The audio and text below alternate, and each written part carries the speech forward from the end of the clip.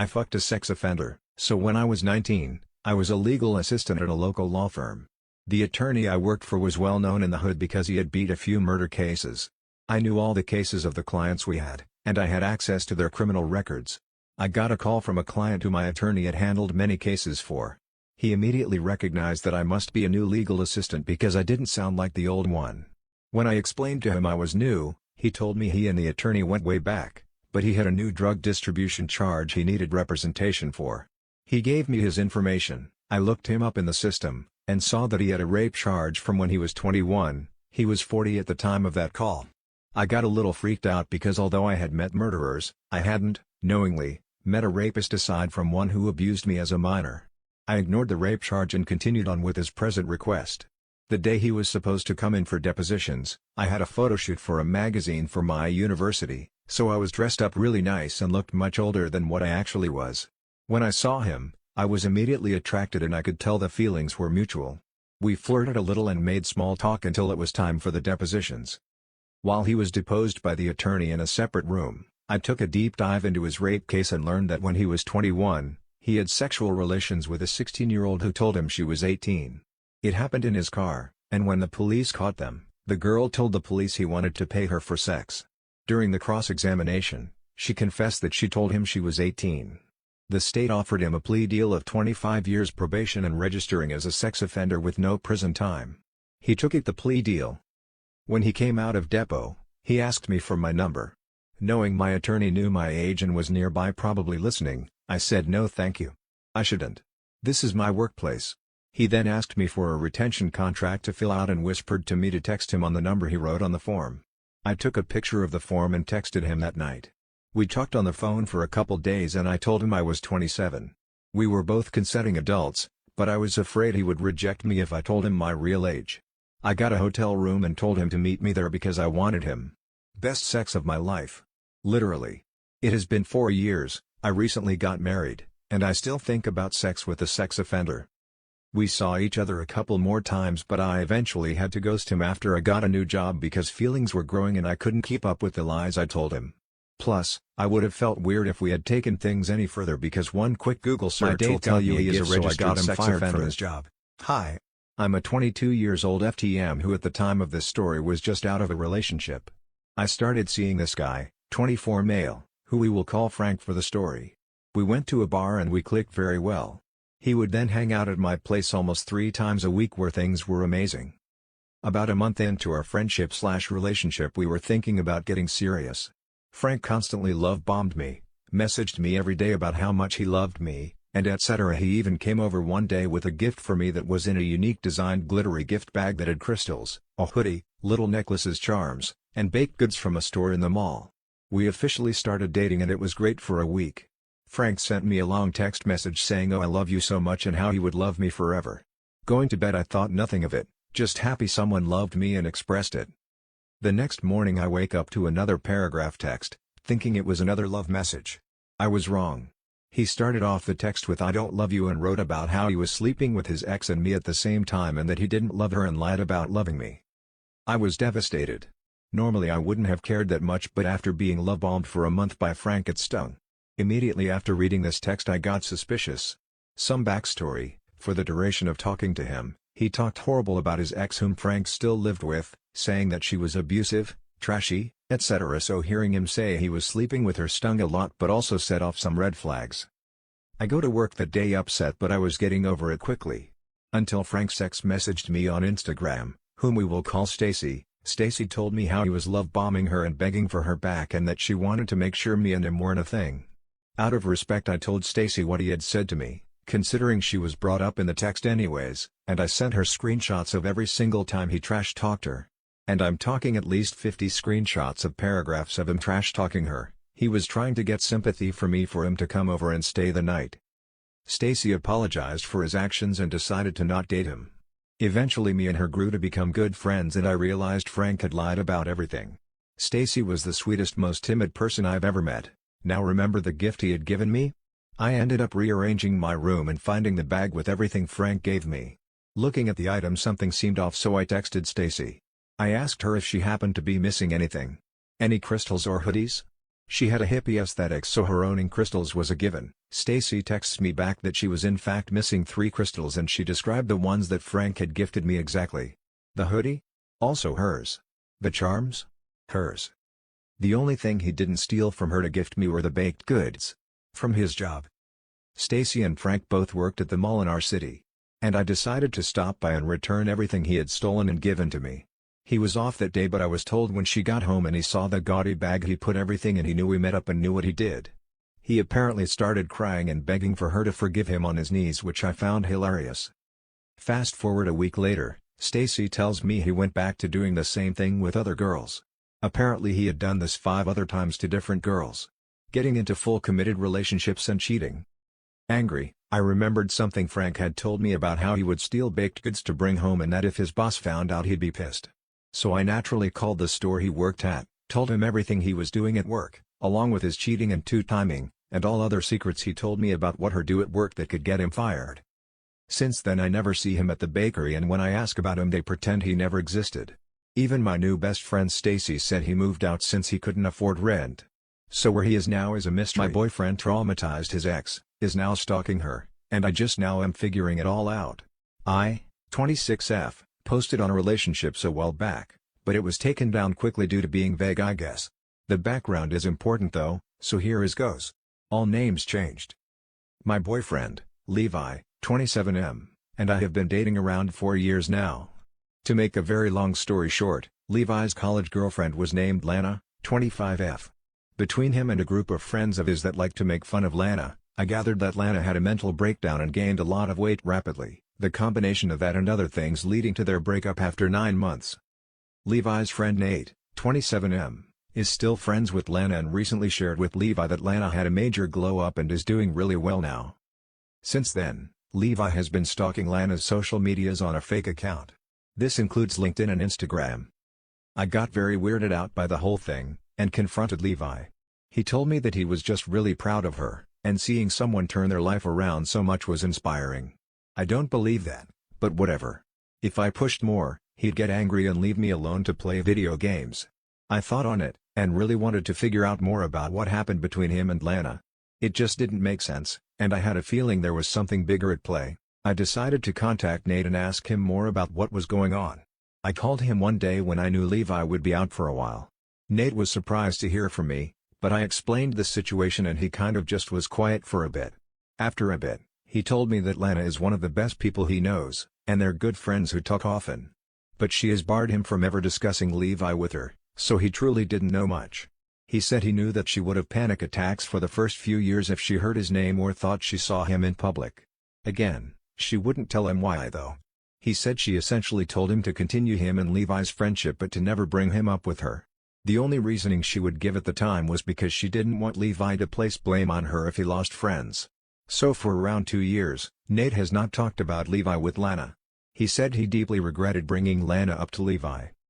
This conversation obviously rattled me, and I told Levi this made me want to know even more, but I didn't want to harm Lana. He agreed because if Levi was stalking Lana, he wanted to know if he needed to warn her. He agreed to ask around with some other friends and he'd get back to me. Those next few days were incredibly challenging. I noticed more and more how much Levi was sitting around looking at Lana's pages when he thought I was noticing. He was viewing her stories, her Insta highlights, going back and liking old pictures, etc. all from his fake account. I even noticed that he went back in his camera roll to times of their relationship and favorites the pictures. He was getting agitated with me constantly, and kept making passive-aggressive comments to me. Maybe you could go to the gym with me. You're about due for a glow-up too.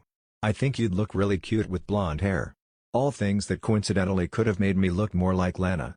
I ignored it the best I could until Nate asked me to meet him privately in public. We decided to meet at a coffee shop the next day while Levi was at work. When I saw Nate, he looked like a mess. He was very clearly distressed and told me that he would officially be ending his friendship with Levi as soon as this all is over. Nate told me that he asked a lot of their mutual friends, and he got the full story after meeting up with them when they were concerned about why he was asking. To make a very long story short, Levi was extremely abusive with Lana. When they met, she did not want to date anyone, but he really pushed her on it. She eventually agreed and the first couple months were full on him love bombing her. After that though, he started manipulating her a lot. He isolated her from all of her friends. He would make her drink with him even though she never had before. If she didn't, he'd make fun of her with his friends. That led to eventually him making her drop him off at other girls' houses and leaving bars with other women. She would express her discomfort with this, but he would just scream at her for being insecure. He did cheat on her, and she eventually learned that, but he made her feel terrible for thinking it. I do not know details, as she's never shared it from what I know, but they believe he essayed her. The only proof of this is that after a night of drinking last year, they were all talking about cheating exes. Lana brought up Levi and someone mentioned he knew Levi and always thought he was a nice guy. Lana responded by laughing and saying nice guys don't essay women. The guy asked if she was sure, and she only said I'm absolutely 1000% sure, don't ask how. And changed the topic. Their friends are almost positive there was some amount of physical on top of the emotional absay, but they can't prove that. They only noticed bruises on her frequently. Nate then told me that the reason they broke up was because he stole her PS4 or something, $200 from her parents, blocked her on Instagram, screamed at her for accusing him of that, even though he admits he did block her, then sent her screenshots of his group of friends, including her best friend at the time who introduced them, in a group chat they had created to make fun of her. Nate actually cried a bit at this point. He also was told that Lana drunkenly admitted to another friend that the reason she asked Nate to not stop his friendship was because she was terrified of Levi. I guess someone else stopped talking to him, and he called her in an absolute rage saying it was her fault. She didn't want it to happen again, so she avoided anyone not talking to him.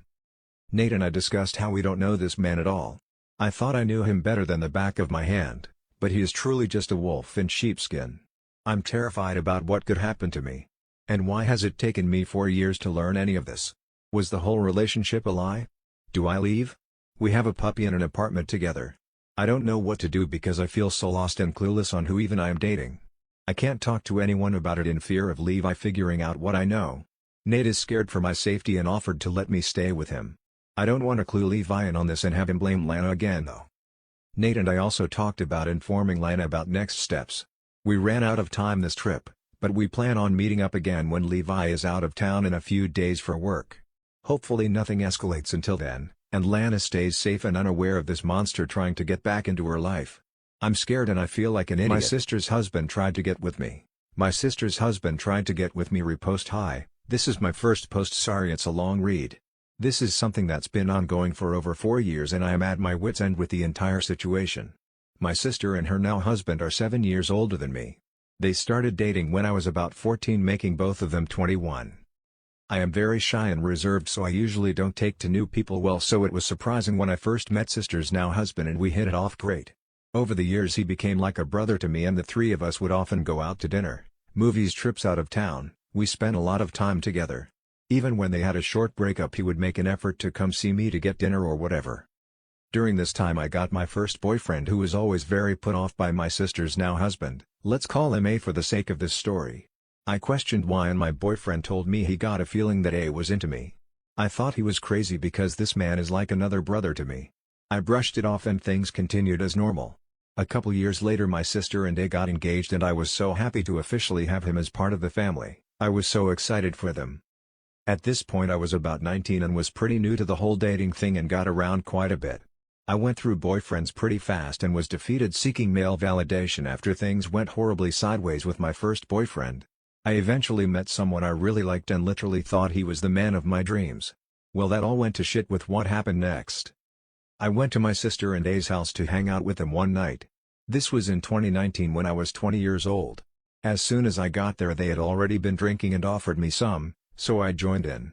The night was going really well. We were talking about our jobs and I recommended my sister come work at my job since they take care of their employees really well. She asked me to put a good word in with my boss and I told her I would. We played a drinking card game and some Mario Kart and that's when I blacked out. The next thing I remember was waking up on their couch and I felt so sick. It was probably around 2 a.m. at this point. I made my way to the one bathroom they had at their house to try and get everything out. But no luck. I was sitting next to the toilet when A walked in and apologized as he thought nobody was in there. I told him it was okay, I just wasn't feeling well. He responded by saying he hadn't realized I had drank that much, which I thought was odd as he had been making my drinks all night, vodka lemonades. He sat down next to me and started rubbing my back, which I didn't think anything of because I would expect my actual blood brothers to do the same. But it got weird when he slipped his hand up the back of my shirt and started rubbing my back that way. I looked up at him and he kissed me. I immediately stopped him and asked what he was doing. And then he started to word vomit that he's always had feelings for me and these aren't feelings that are just going to go away. I asked him what was wrong in his relationship that was making him act this way and he said his relationship had never been better. The weirdest part was when he said, "It might sound weird now, but I've always thought of you as a little sister and I've wanted to have sex with you since you were 16. I literally never expected this from him. He was a brother to me. Next thing that happens is he pulled down his pants and kissed me again. I pull away and I can hear my sister outside the bathroom. So I walk out and he follows. She didn't even question anything. I was in shock and laid back down on the couch. She asked him to come back to bed and he said he needed to deal with the dog. He then comes back over to me and asks me to come outside with him. I ask why? And he says so we can fuck. I told him I'm not doing that and that his fiancée is waiting for him in the other room. He literally scoffed at me and finally left me alone. I left the next morning and that was the last time I ever saw either of them. I talked to my oldest brother, let's call him M, a few days later to tell him what had happened and what I should do about it.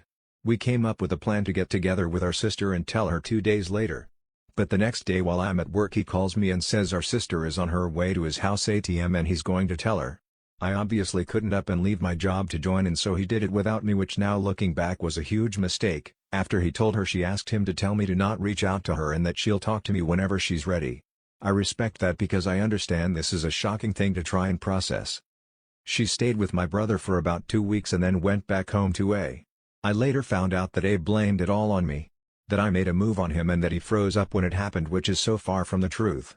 Something I haven't mentioned is that I, and many other people that know my sister, believe her to be a narcissist.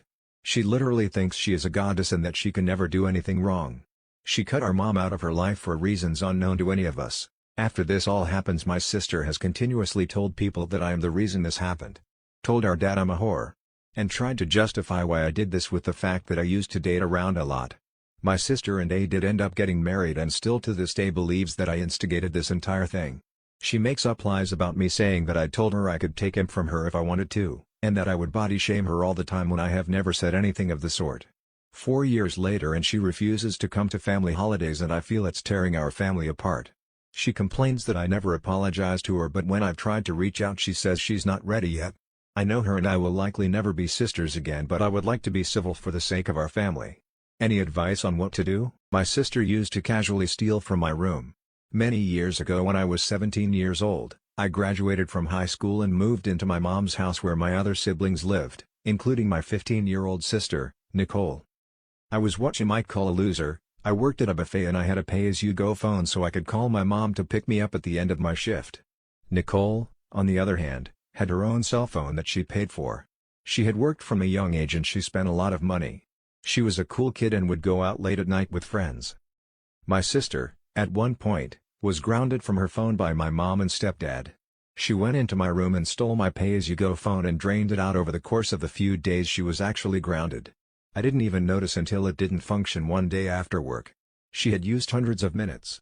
I felt so violated because I even went as far as to hide my phone and she still found it. Around that same time, I noticed that my change jar was much emptier than it had been and that loose cash from around the room was missing as well. Around $200 all in all. This girl was robbing me. I wasn't the only person she was robbing. She had gotten caught stealing clothes from name brand stores at the mall. She was on juvenile probation. I wanted to get even. One day, when she wasn't home, I walked into her room and grabbed an important-looking box from her closet. It was full of women's panties. I paused, shrugged, and took it anyway. The box was pretty full. I couldn't help but notice how much lace there was. I found out years later that my sister was sleeping around at this age. Heck, I'm no expert, but there were probably in excess of 40 pairs in that box. I took the box straight to the backyard and stuck it under an old canoe. I had never seen that canoe used and it was now a fixture of the backyard. Nicole was furious. I could hear her on the phone accusing her friends of stealing her underwear. She only had the pair that she was wearing and now she was broke. The loss of her underwear drove her up the wall for weeks. I'd never seen her so on edge. I learned yesterday that she would have to clean out her last pair almost every day and that my mom refused to help her in any way because she didn't trust her friends and thought this would be a lesson to her on who to let inside our house. Eventually, I became a suspect. In hindsight, I was probably low on the list of suspects and she was desperate. I shouldn't have said anything at all. Instead, I said, "Gee, that must really suck to have someone steal from your room. I can't even imagine." We locked eyes. She knew. I knew she knew. She knew that I knew that she knew. I gave her back her box. She stopped stealing from my room. We lived out the next year together in relative harmony.